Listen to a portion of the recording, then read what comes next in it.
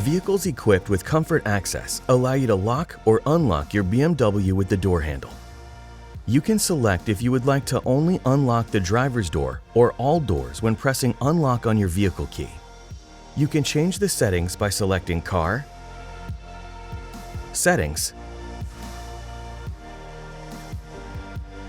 Key button assignment, and selecting the desired setting.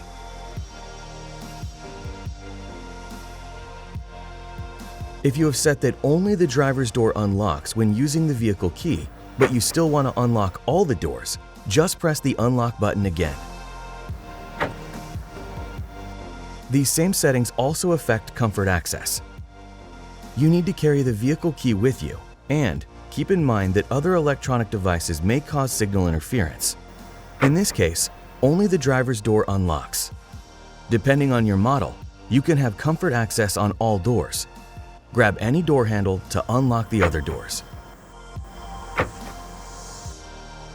Or, while inside your BMW, press the central locking button.